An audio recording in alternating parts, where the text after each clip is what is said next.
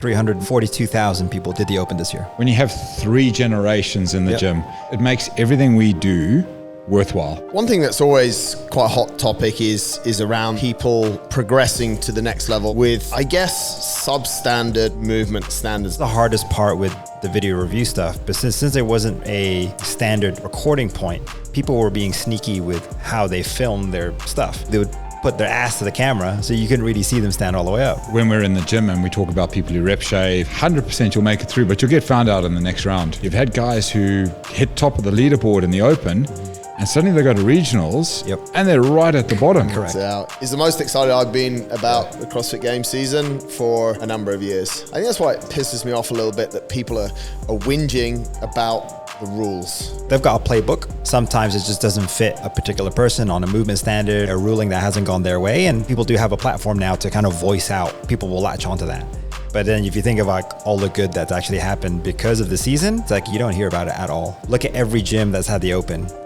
Every gym was booming because everyone fucking loved it. Halfway through the Open, or just after the Open, they released a report, didn't they, about participation and the growth in 55 age category plus hundreds of %, which is great for us older guys, right? Only have to go look at what the standards were that they set in the Masters age group. Yeah. Fuck.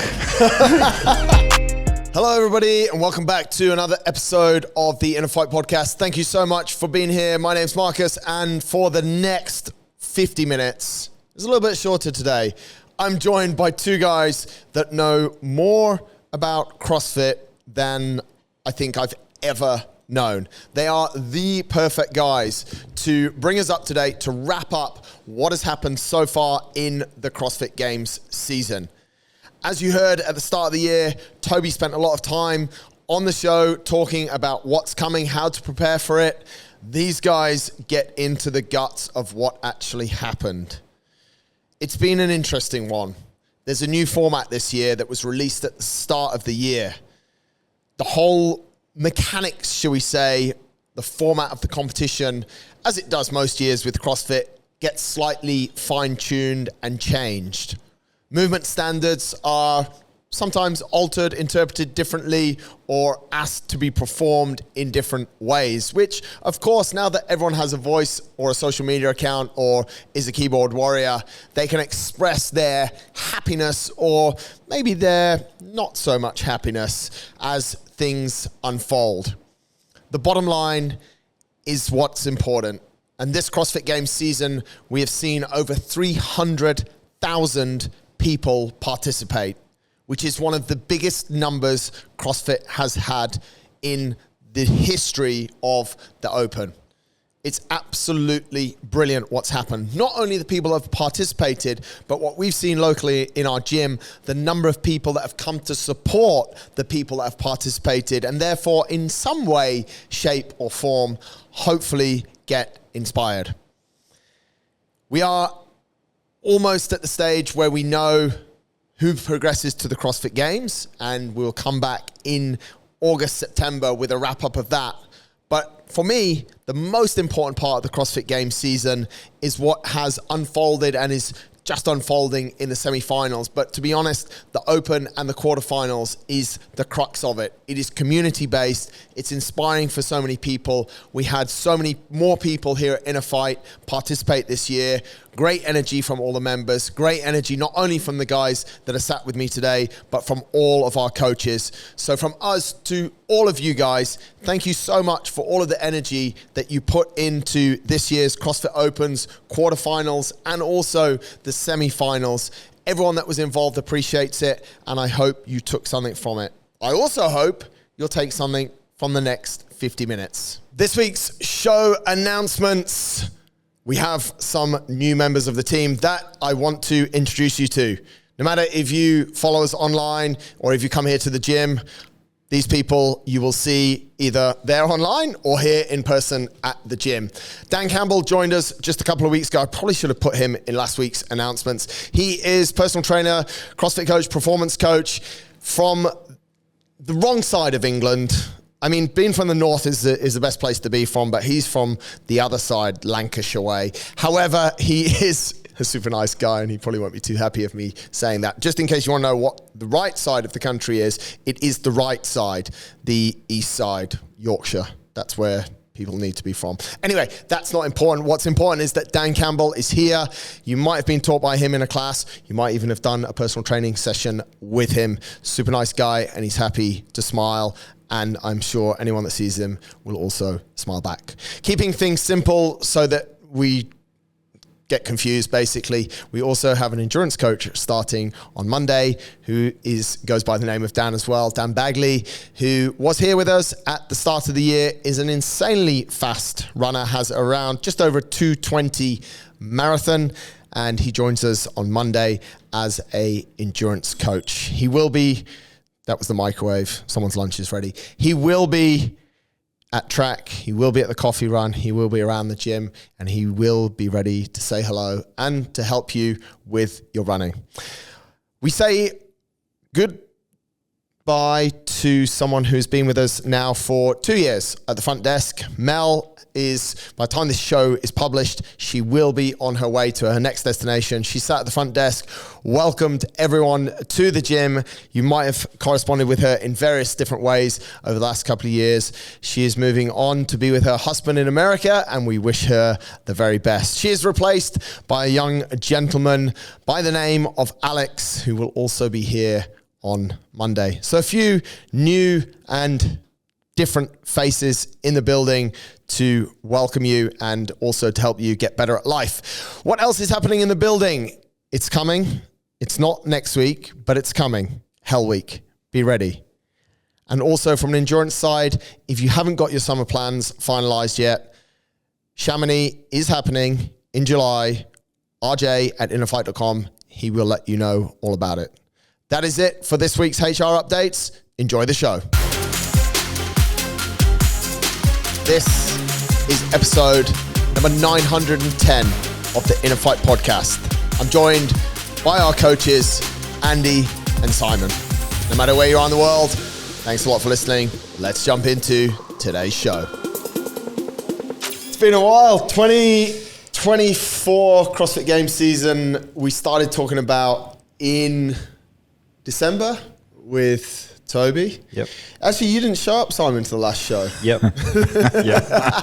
Totally forgot about it. And Andy is back. Was it not just me, actually? Yeah, you're the only one who made it. No, but Toby didn't show up either. Toby didn't show up. Toby had his own series of shows, which people enjoyed every Monday for 4 weeks. Yeah. Okay. Which was good.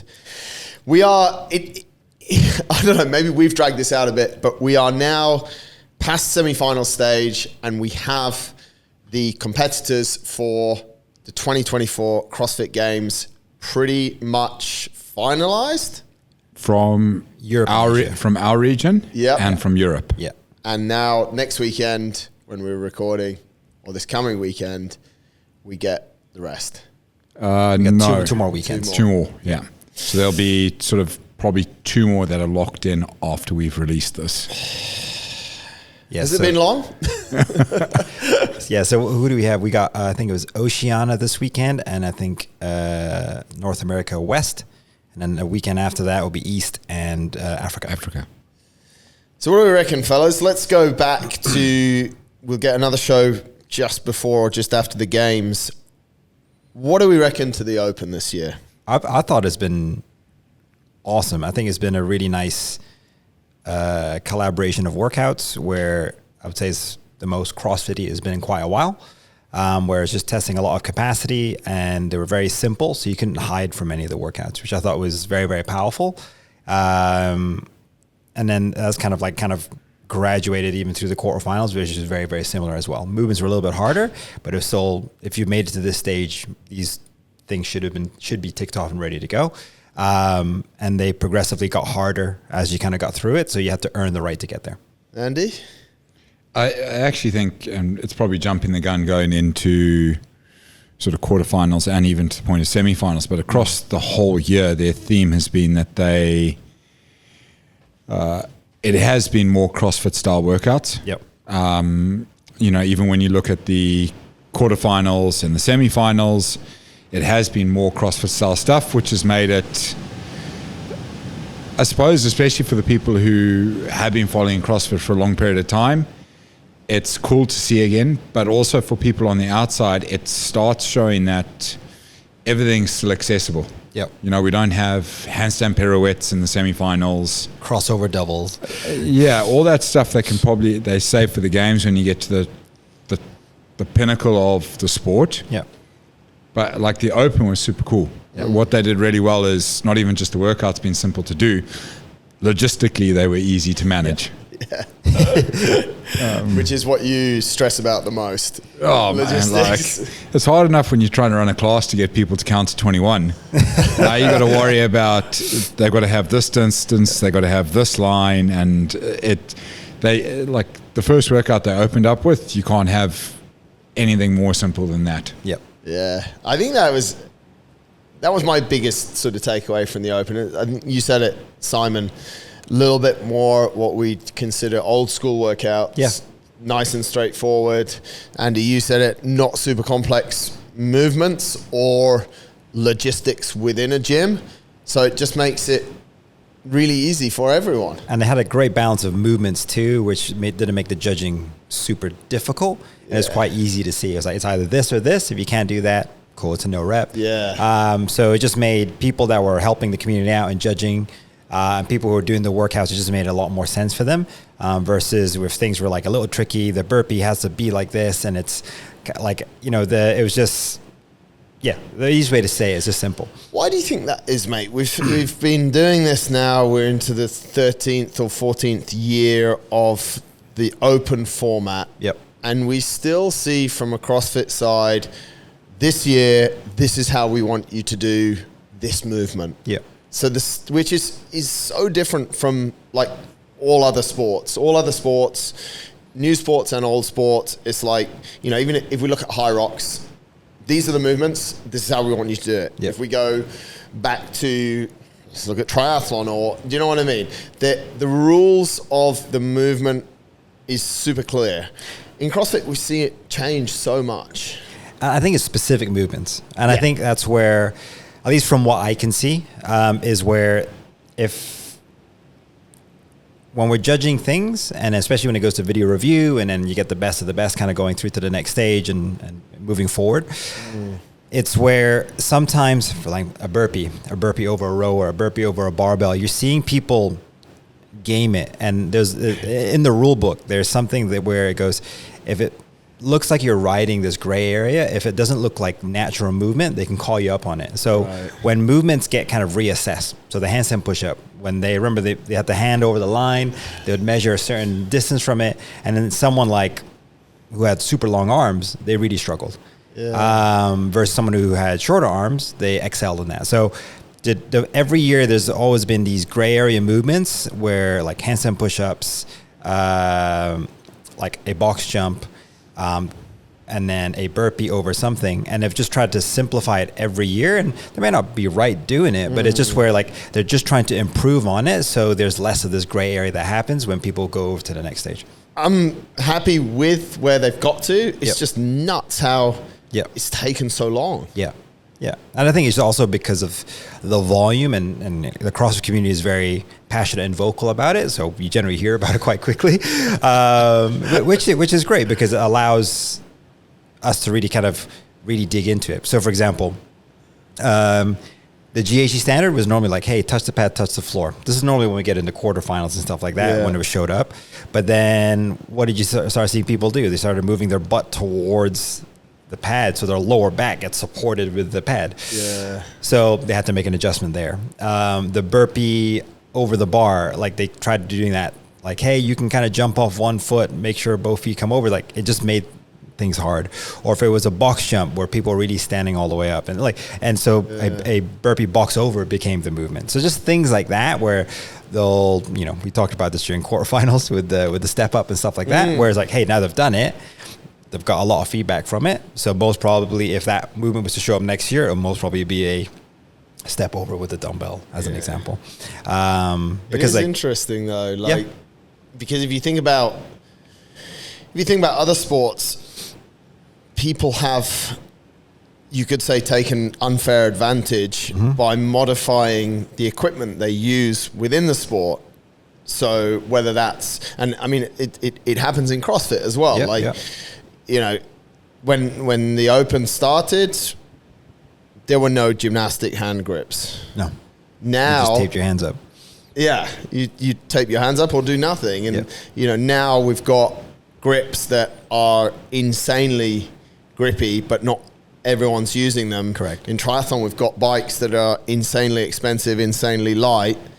People are trying to, you said it, mate, people are trying to game the system. And I think where, one, there's a big community involved, and even at the top level now, there's a lot more money being thrown into it. There's sponsorship, and there's a lot more on the line now.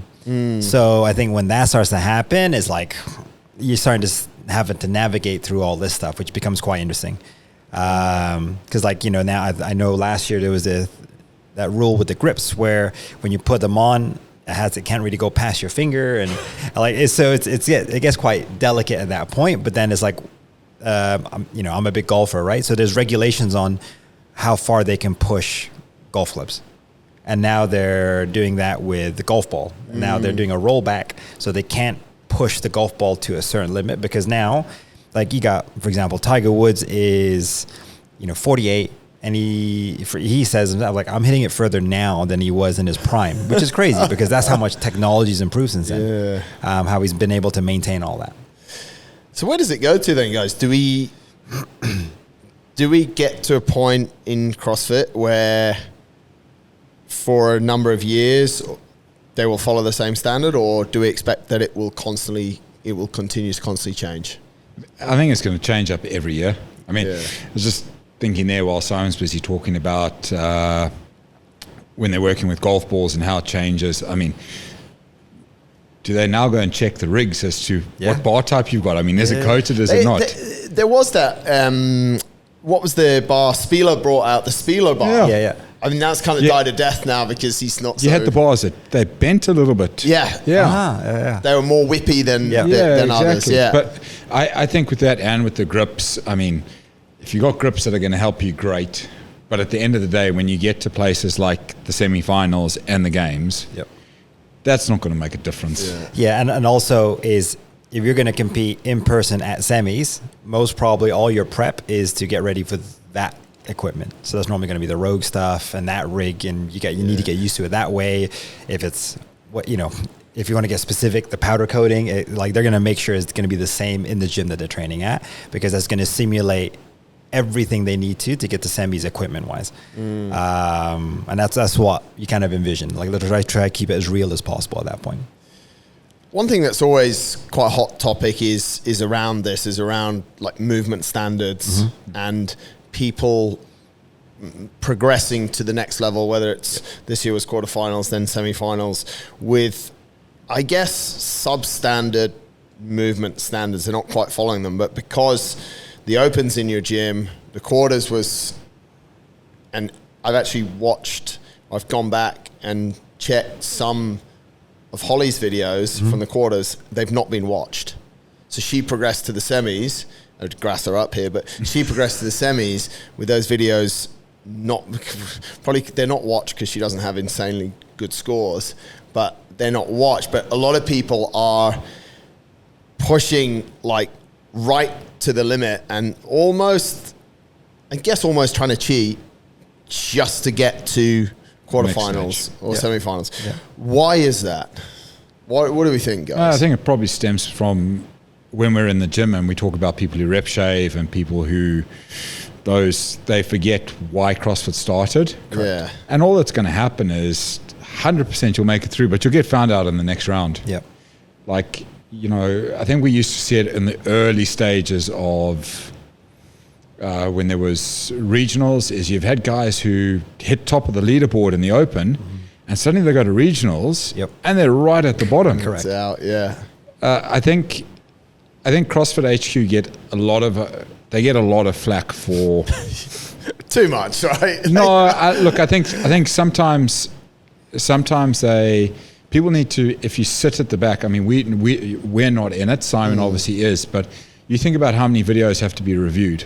At the end of the day, they're not really worried about the openers, just mass participation. Yeah. And that's why they said top 25% go through. I mean, forget that they want to charge more money, but then they go to the quarterfinals, and the quarterfinals is where it needs to be turned on, because that suddenly is, you know, like we saw with the box step-ups and stuff like that. Now this becomes super important. Yep. Yeah. It's almost like what the Open was 10 years ago. But where, and hopefully where they learn from things is they take feedback on is, we'll talk about the step-ups, for example. They enforced the step-up standards to a T. Stand tall, chin has to be up. Now, what a lot of people are saying with that is, yeah, that's cool, but the penalties that are being enforced on some of these athletes, like best athletes in the world, are so harsh they don't even make it to the next round. Now, why not at that stage? And these guys, by the way, were still being judged by the very best judges in the world. So if we're going to be that tight with movement standards, why not keep it simple like they did in the Open? Is instead of standing up on a box and having to fully extend like Simon said, is just step over it. Yeah. Make it easy to judge. Why do you think they, like, why was that a box step up and not a box step over?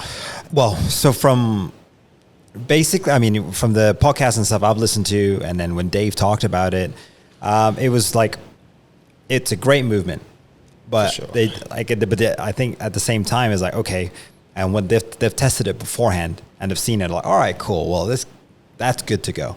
And then when it went out to the masses, people go, check, okay, cool. And then that's when everything kind of went haywire. So it was just where once it got tested with the hundreds of thousands of people or the thousands of people to do it, it was kind of like, okay. So that's where, for example, the standard or the adjustment will be made next season.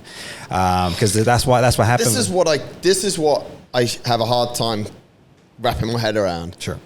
Like, we're still, like, for sure, great workout, looks good. Mm-hmm. Yep, 90% or 70% of the population, they'll do it like that. Chin will be like, but then where's the guy that goes, hang on a minute, Dave, this is not good. Let's make it a step over, because we're just going to end up like, you know, it's almost like it's been reactive. It's like Apple making a phone. Like, how long have you had an Apple phone for? 15, 20 years? How long has this been happening? 15, 20 years? And it's like, the button's in the wrong place. Like, this is so dumb. You know what I mean? I love the whole thing, but I just think they, like you said, Andy, they get a lot of flack for, it's just that you need that really annoying kid that just comes in and goes, yeah, have you thought of that? You know what I mean? We've all got a mate like that. Literally, someone just needs to look at the workout and say, okay, these are all the things that are going to go wrong with this. Yeah.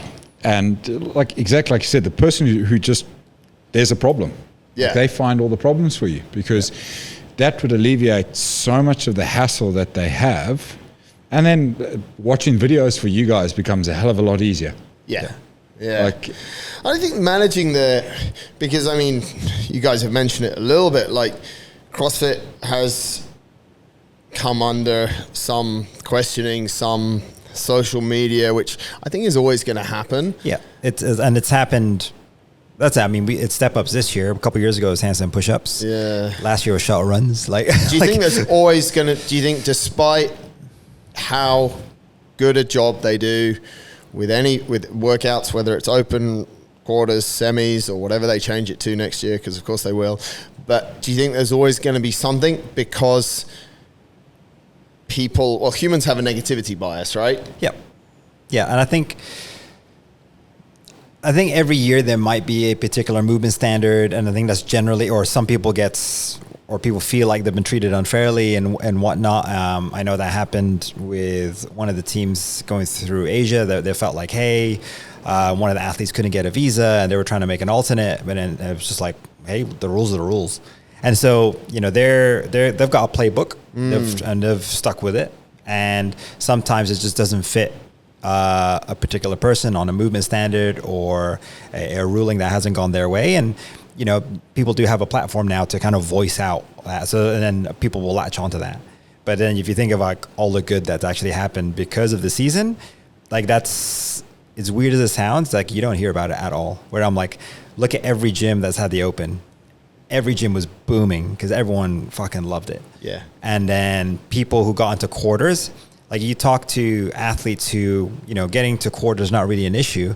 Now they opened up from 10% to 25%. They could actually enjoy the open, enjoy being there for the members and people who actually cheer on them, they're fans. So now when they get the quarters, then they can kind of turn that switch, where the open is just more of an experience for them versus before they're all literally shitting their pants doing the workout 2 or 3 times because the cut was so severe. Yeah. So like when you hear about those sort of things, I thought that becomes very, very powerful. And then even in the quarters, even though, you know, if we had the movement like a step up, and it was same thing, everyone kind of gathered for it. So these are all the kind of positive things you see. But sometimes they don't get highlighted enough. Yeah. And like you said, everyone's got a negativity bias. So when that thing pops up, it's like, oh, me too. And then that's when everything kind of goes a bit nuts. It is actually, you said it right, man. We're guilty. We've been recording for 17, 18 minutes and we're focused on fucking a stupid box step up. But really, if you're put the open in our gym visually in your mind, like it was incredible. It was incredible. And and like everyone enjoyed it. Like just from how simple the workouts are, people gave it their all. People who we thought were going to scale it, they wanted to do RX because they could now. And that was cool. And then even you had some amazing stories in this gym with quarterfinals, people who it was either the first time doing the open, getting to that next stage, you know, getting like a new movement skill that they hadn't really unlocked before, and that happened during the open. So it was just really, really cool to see. And then, you know, we do see that coming across the board. But then I think where the cool things kind of happen from now is like the communities in each region get represented now at the semi stage, which is really cool. So then it really comes to CrossFit Games. Yep. Or CrossFit as training method. Yeah, it's training versus sport, right? That's always a question. I feel that this season, the sport and the minority that compete in the sport have drowned out the majority, like you were saying, that benefit as a community and as a community-based program that actually lives are changed. Yeah. Because we're talking about, like, I don't know the actual number of people that did quarterfinals, yet it was a few more this year than it's been. But it's like, it's 25% of the whole thing, right? Yes, 342,000 people did the games. They did the open this year. 342,000 people. Yeah. So that's the highest attendance we've ever had since COVID. Last year we did 336,000, so it's gone up like 4% or something. Why do you think that is, guys? I think partly the last 2 years and how the workouts looked. I think after COVID, people wanted to really get back into the gyms and be part of a community again. So I think that was a big part of it. I'm seeing that the media is changing. So it is more community focused, the everyday person, and not showing the elite people all the time, because that's, for most people, that's unattainable. And like, you know, the CrossFit Games documentaries are amazing things, but at the same time, that's 1% of the 1%. It's not the 99% of the people in your gyms training. So when they've been highlighting all those really cool stories, and then it's their first time signing up for the open and whatnot, and seeing what they can do, it's been unreal. Like we were on the judging panel, and then on our little Slack channel, it's like, hey, if you want to have a feel good moment, here's someone in the 60-64 age group getting their very first muscle up. And we were like, and so like, it was just an amazing highlight, because it was just like someone at that age who's got to the semifinals got their very first muscle up at that age.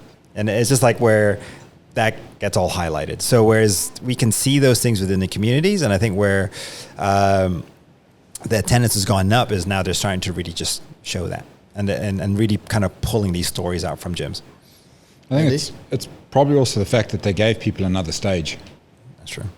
You know, in the past, for some people who sit on the fence and like, and I even had a client who last couple of years, he's done the open at home. but he's never going to be a quarterfinals athlete. So he just did the workouts. Well, now if he wants to get to the next stage, he actually has to register and pay.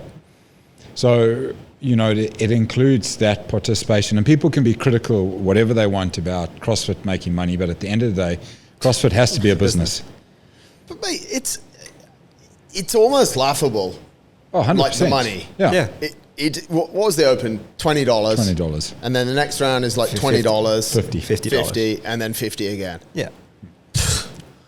Unbelievable. Yeah. Like, I mean, you know, look at... How much do you pay for High Rocks?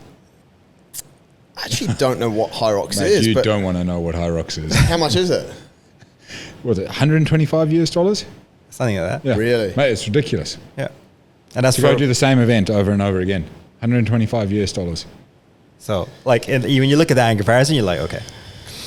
I actually need to get someone on the show to have a logical discussion about High Rocks. I'm not sure if that's possible. Logical discussion, debate about High Rocks. But let's go back to the pricing, because I'm sure the three of us would not have a positive, logical debate about High Rocks. It's not a lot of money. No, it isn't. And I think, again, people will find any excuse, and that's probably it is, for a lot of people, it's a weak excuse. Yeah. For them not doing it because they're probably more worried that they haven't progressed in the last year. Yeah. But I think there's an underlying reason. Yeah, there is always that. But I think the whole point is they've given people something to look forward to, because at the end of the day, it was, we've got these 3 weeks and then we're done and dusted. Yeah. Well, in actual fact, you've got these 3 weeks, and then if you've been really good, you get to go to the next stage. Yeah. Which is like, it's great. It's cool. Yeah. And again, I mean, you played a big part in it, both of you, you know, facilitating quarterfinals at our gym and then semifinals with Holly. It impacted those few people, but honestly, the best memory I have of quarterfinals was actually Jenny's parents watching it. Yeah. They had no clue what was going on, for sure.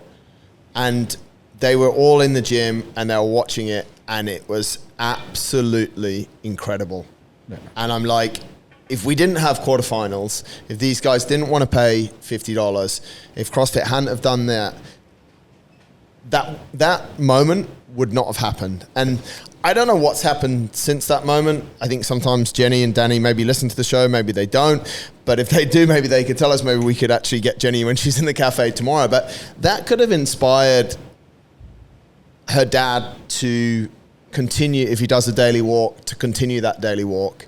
It could have inspired him to start a daily walk. And that's what's important, right? Yep. I think we've seen it with Jenny already. I mean, Jenny's obviously just coming back from having a baby, but she's got back into training with Boz. Yep. To work through that, she's back into classes, and not because she wants to be a CrossFit athlete, but just because the community feel, the vibe, all that, the atmosphere that was in the gym with people just working out. And like you said, mate, I was actually in there. We were both in there because I remember them sitting at the back. But yeah. It's always super cool, and we used to see it with Kelly Graham. Yep. When you have 3 generations in the gym, something else. That's just like, it's stuff that it makes everything we do worthwhile. Correct. Yeah. It's weird how you can. Kelly was different because her mum used to come to classes, but when it's actually an event, it becomes not more powerful, but it's like that day, at that time, that was created, and that was created by the brand of CrossFit. Yep. Yeah. And it was incredible, you know. So I think there are, and that's where actually the argument for quarterfinals in the gym, 25%, it actually helps us as a gym, because more people want to come to classes because they're inspired by these people, but it actually helps people on such a broader level that we've not seen before. And it's going to be hard with what they do this year, because I'm sure Sai would bring this up in a little bit, but this is one of the things that they looked back on this year's quarterfinal, and Dave Castro actually said that they were making some considerations to changes on possibly how things run. He didn't give away too much. There's obviously, like always, there's speculation that, potentially sanctionals come back, and because when they do get to that stage, there kind of needs to be a better structure in place to make sure the top athletes go through. So what do you mean by that? So where you have, because here's an example, with some of the penalties they gave out at the quarterfinals, some athletes missed out by making it through by maybe 3 or 4 places. Yep. Now, there would have been, like you said with Holly, that there's some videos that there's athletes who are now above them, their videos haven't been watched. So realistically, they're actually not getting the very best athletes through. They're getting probably their top 20 are definitely going through, but they're missing a few. I still don't think it takes away that when we get to the games, we have the best of the best there. When we look at the semi-finals at the moment, there might be 1 or 2 that we're missing, possibly because of that. What do we say, Captain CrossFit? Are we happy with what he just said, and how do we? Because that is a bit of a. Yeah, I know what's been thrown out, not from the CrossFit side, but from the community side, is like, hey, if something does get flagged, they have a 24-hour window. Yeah. To like either get the same score, so that it's approved, or whatever that score is. Okay. So it can't go better. Can't go better. Right. But like say, hey, they hit X amount of rounds and reps on this workout. I'm like, hey, okay, well, this has been flagged because your movement standard of this is not the best. Here's your 24-hour window. You have to do the workout again, either beat this score or the same score to make this score be approved with these good standards, or whatever the score is now. And then I think it just gives an option. But like, I think anything that we do, it just requires a lot of manpower, a lot of people to jump in, and it's where I think that was the hardest part with the video review stuff. But since there wasn't a standard recording point, people were being sneaky with how they filmed their stuff. So if they wanted to make sure the step up most probably would be okay, what they would do, they would put their ass to the camera so you couldn't really see them stand all the way up. So that's where they can get a bit cheeky with it. And that's where when people compete, their goal is to win. So they will do all these little things to try and manipulate the system. Versus like, hey, if you had a playbook, I'm like, hey, the camera has to be this, all like a very basic setup where like, I don't really care how far your rower is from the barbell to the pull-up bar, but it's like, okay, well, if you're recording this is where the rower should be pointing. This is where you should be doing the step up so we can see you from this angle, and the pull-ups or whatever. But like, so just where that would help. But then I think having when that voice out with the community, this 24-hour window of, hey, redo this workout because the step up was pretty shit. Here's why. So here's your thing. But I think that could potentially open up a can of worms, because if the video didn't get watched, and then it kind of goes down the line. But it's AI. Yeah. AI would be the easiest solution. Yeah. It will help that guy. Remember the guy who cuts his videos and put it on a repeat? Oh my God. Double under guy. Yeah. That happened with Thruster guy as well. Yeah, Really? same guy. Yeah. Same guy. Same guy. Same guy. Same workout. No. Yeah, that was the double unders, and he did like 10 rounds, and Yeah. But mate, that 24-hour appeal thing, I didn't see that through the whole quarterfinals thing. Is that all that we got was that these athletes have been penalized? Yep. They had a chance to appeal their score. Yep. And No, that's the new thing. Like, people have been voicing, hey, for next season, you should have this 24-hour thing. Yeah. That's super. That kind of makes a bit more sense. But this fact that, well, you got to appeal, okay, and that's it, done, dusted. It's pretty hard. Yep. But I get that. Yeah. one thing that I've heard of, not seen because I try to stay away from it, that there seems to be, and yes, this is going back on maybe a little bit of a negative side, there seems to be quite an interesting feeling, definitely in Europe, between within the top athletes, because of the standard in Europe is now super high. What do we... Do one of you want to explain that in probably a better way than I just have? Andy will do a good job of that. So yeah, he will. Basically what they look at across the world is that each region was given a certain number of spaces. How they come up with those spaces, I don't fully understand that, and that's probably where the problem is. That's participation of the Open and affiliates. But then what they end up having is, for example, Europe had 40 spaces to go to the semi-finals.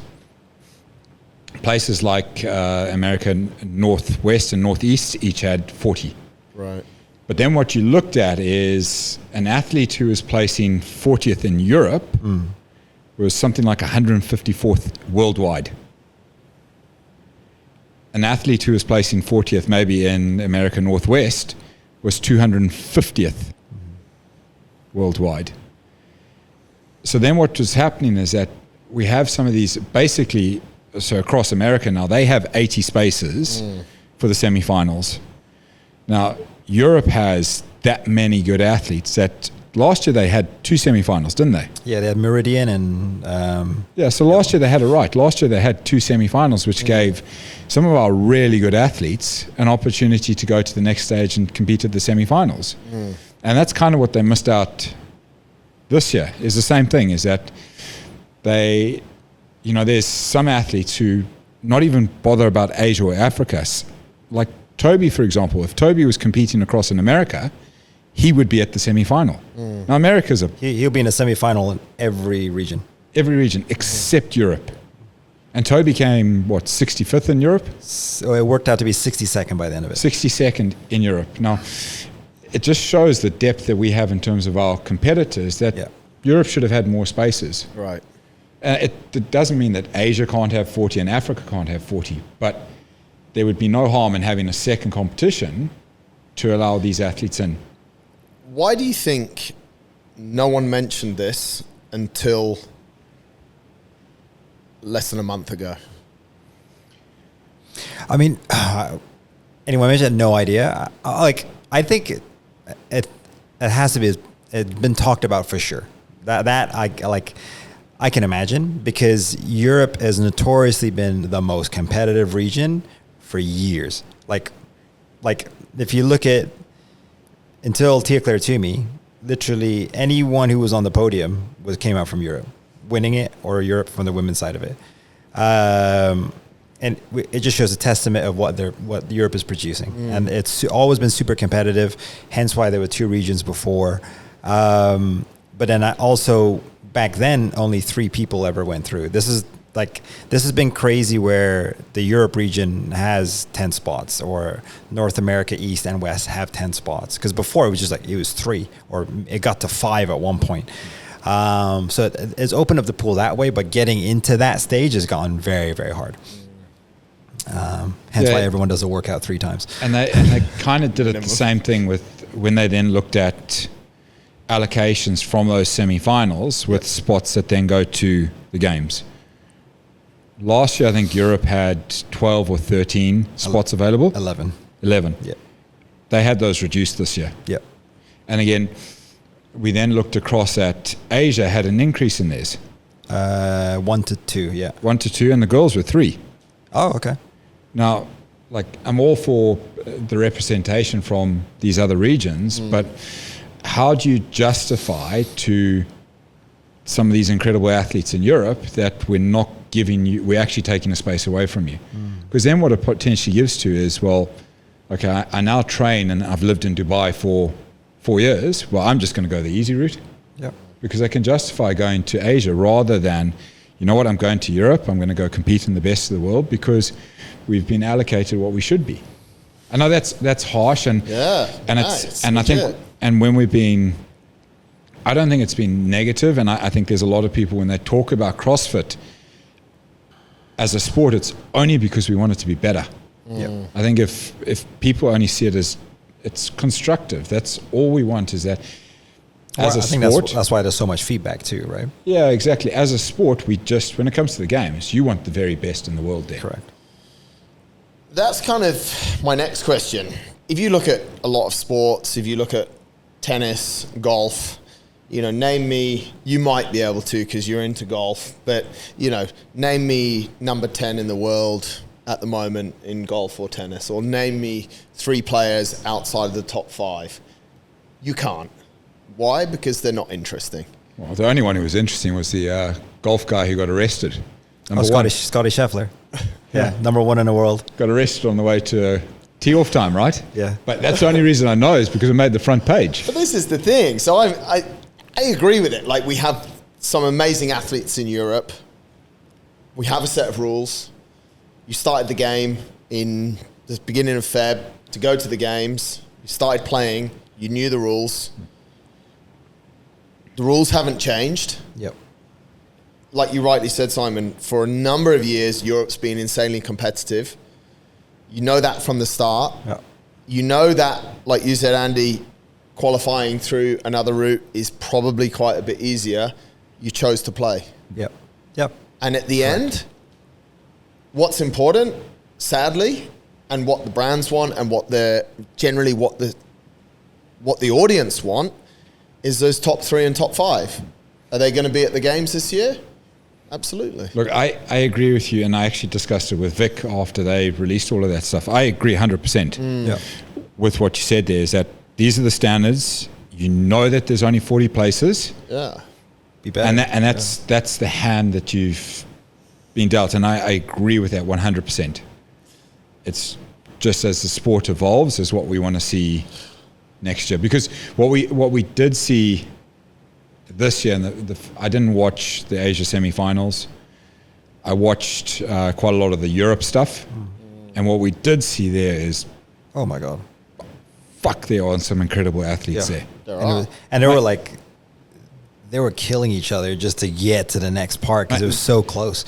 The fight, the fight to get to those top 10 spaces. I mean, I've got goosebumps. Because I remember some of those sprints that were happening were just mind-blowing. And like, you take that and now you want to put that at the games, that's going to be just next level. But some of these guys are just like, it makes me look at like some of our guys that we have here, and I'm like, I don't know if we could compete with that, because they just are, like, especially in some specialist areas, they're just whole different level. Correct. It's interesting as well, because when you look at amateur sport, which this is, which a lot of Olympic sports are still quite amateur, the impact to the sport, and in this case to the fitness regime as we teach here, for someone qualifying out of Africa who is not even going to make it past day 1 at the games is way more. It goes back to what we're saying, like what's our best memory of quarterfinals? It's Jenny's parents. What's going to be our best memory at the games is going to be that guy who's probably working 2 jobs, training, blah, blah, blah, blah, blah, and just made it from one of these smaller regions. His whole community and the sport of CrossFit is going to grow so much more in that area than the guys in Europe. Does it make it right? Does it make it wrong? No, but as I guess we're all advocates and ambassadors for the brand of CrossFit by the nature of what we do, if we want it to grow, these guys, honestly, in my opinion, they need to shut up on social media, because it's actually ruining it for everyone, and they forget actually where they came from, because it's the people that because a lot of the guys are either gym owners or have jobs in gyms, and they're supported by communities, and the community always wins. I think it has to. CrossFit did really well with their commentary at the semi-finals in Europe. There was I can't remember the guy's name, but he's a full-time coach. And when I say full-time coach, he coaches 7 hours a day, and he's there in the top 10 competing. That's cool. Like, that for me was... But he coaches the community. Yeah. So, and this is the whole thing. No one's bigger than the community. Yeah, exactly. That's the most important thing in the whole...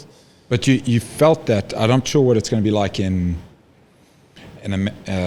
I go to sort of America and Oceania, but you only had to listen to the turnout at Europe. They had Victor Hoffer, French guy, and this also comes back to your points about day one, and hopefully they don't have cuts at the games. Because Victor came in he's a favorite. Right. In the first 2 events, he had really bad events. He's sitting like 20th, and he's got a lot of pressure on making it to the games. And then came the workout with the rowing and handstand walks. And like, honestly, this guy probably walks on his hands quicker than anyone runs. He's rowing at like a 145 pace, gets off the row and just straight onto his hands and walks. Wow. But coming to the community side is you listen to the French crowd. Yeah. And then for the Serbian guys, they had guys on drums. And that was the best thing about it, is you just heard the crowd. You didn't even need to hear the music. Yeah. I think that's what's important. I think, obviously, my take on it is, let's give a place to the guys that have a small gym out of Mongolia. Let's get them there.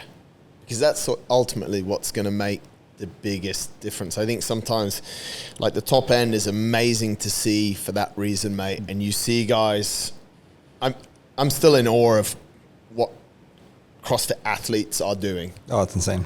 Like, it is incredible, and their dedication, their commitment. I have the utmost respect for them. And look how much has changed in every 5 years. Well, so much. You only have to look at, so one of the cool things they've done this year is the last event is a snatch ladder. Yep. Now, Matt Fraser set the record back in 2016. Yeah. In fact, Cara Saunders set the record back then as well, which I think was like 5 minutes 25. Yeah. And this is like top level. I think it was Heat 1 or Heat 2. Irish girl, 17 years old, beat her time, 5:05. Wow. And like, to your exact point, it shows just how much better these athletes are. And one of the guys, Harry Lightfoot from UK, said, when they asked him what you love about the semi-finals this year, and he said, we're just doing CrossFit. Yep. That's something that we probably haven't touched on enough. We started it with the open workouts, nice and simple. We've got Dave Castro back in the hot seat. It should be exciting, right? Very. For what'll happen at the games, simple workouts, and it always sticks in my mind what Pat Sherwood said on my level 1 when most people listening were still in diapers. Was Charlie born then? No, he wasn't. He probably wasn't. But it's like, all Pat Sherwood said is, live your life in doubles and triples and go long from time to time. Go heavy, yeah. Yep. And I can see exactly the room we're in. It was almost like a church room off. And where was it? It was in Switzerland. Oh, okay. Yeah. It wasn't in the big guy's gym. Yep. It was CrossFit Basel. It was somewhere else, and yep. That's come back, and that's what we follow, and we followed a lot here at the gym over the years, and we've seen it, like, the simplest workouts win. So, and I love it because people will come in the gym like, oh, that's it, and I went, wait. Just wait. Well, we see it downstairs, right? Yeah. When we 2-3 movements, 10, 20, 30 minutes, whatever it is, just go. Yeah. And it works. Yeah. Yeah. Guys, that's a nice wrap up of where we're at so far. Let's see how the games goes, and let's see what the turbulence is like. But maybe do one once all the semis are done. Yeah. Recap of that, or just wait for the games. I think we're all on the same page, and I think you said it, Simon, people want to feel heard. Yeah. They express, but the logic is everyone knows the rules. The logic is it's an insanely hard competition to do online. We're always going to have issues, but it is in probably the best shape. Is the most excited I've been about the CrossFit Games season for a number of years. Yeah, I'm with you on that. It's and you can feel that through the community. And I think that's why it pisses me off a little bit that people are whinging about the rules. That annoys me. But I think, I said 5 years ago, I think 5-6 years ago, social media wasn't as big as it is now. So I think people have got a bigger base, or where they feel like they can be more vocal. Like when we were remember the first few years of the Open?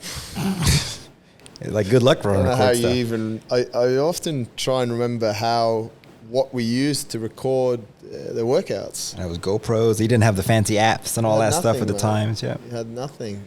And then the workout, the standard was like, what? I don't even, if you didn't even submit it anyway. It's, but I think the net positives, and yeah, I think that's what we really have to zone back in on, and is the power of the community, which is what CrossFit is. Yep, 100%.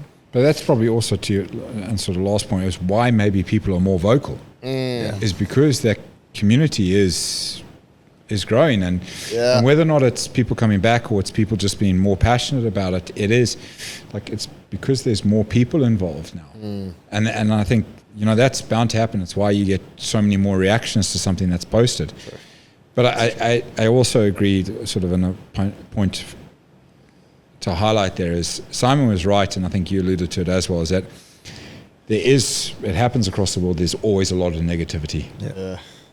You know, people will always repost or comment on something that negative that's happened. But the old posts about, you know, the old person who's done their muscle up, the only people who generally repost that are some of the CrossFit trainers who, but other than that, no one ever really sees it. We probably do a bad job as well. Like, we posted highlights of it all, and I don't know why, I was just too much in shock, I think, to take a picture of that, of what I described earlier of Jenny and her family. But that's the picture that actually makes it all super important, doesn't it? But so that's the goal for next year.